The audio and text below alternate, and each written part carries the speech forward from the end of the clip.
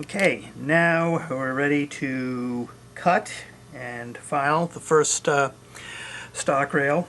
I start with the straight one first. Let me lay it on there. Set it on right there. And it doesn't matter if we cut it a little bit long, we can always trim it shorter, of course. When the turnout is complete, you take the snips.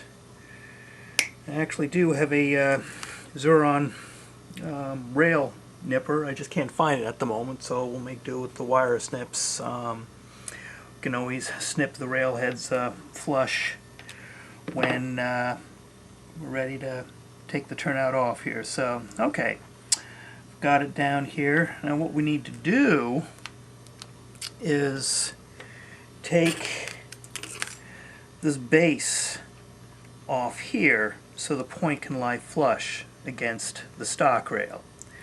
So the points are going to come up to about here, and what I want to do is I want to mark the stopping point, where the base rail, that's as far as I'm going to file the base rail.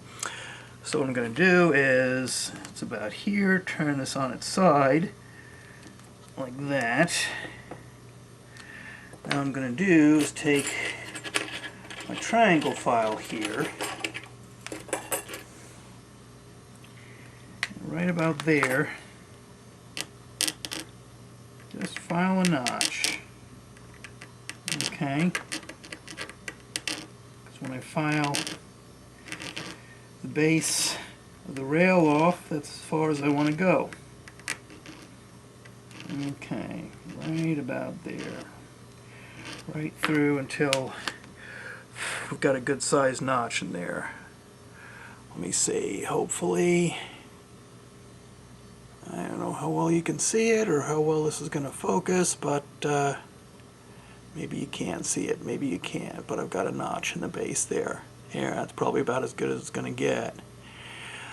I'll see, I have some close-up shots stored somewhere. So, okay, that's what we're going to do. Now, let me draw a schematic for you here. So, you get to see my crappy artwork. Just picture this. This is the rail here. Okay, blown up picture of the rail. And I'm exaggerating things. So, okay, what you see there, that's the rail head. Try to imagine that. So, okay, that's the top of the rail. And here I've cut this notch right here. Now this is kind of looking at it from the top down, okay? So I've got this notch here, alright, and that's as far as I want to file. What I'm going to do is, and this is slightly exaggerated, is taper, file the base down so that maybe the last ½ inch is completely flush. So I'm going to get rid of that, okay? And what I try to do is actually put a slight notch in the rail head here, just a very slight notch, so the point will actually rest flush, and so you'll get a smooth transition in there. Not too much, just a little bit. Just take a little bit out there. So that's what I'm going to go ahead and do now. And enough of my crappy artwork. So let me bring the device over here. Now I've got here, and what I usually do is put this here, right here. Now I'm going to do is start filing. I'm going to take off about, let me see, maybe about 2 inches of the base, okay?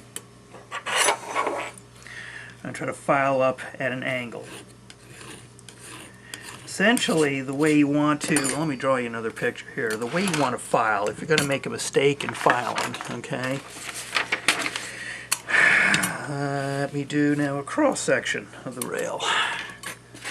Alright, let's see, that's the rail head, we go down, there, okay, here, go back up, that's the rail head.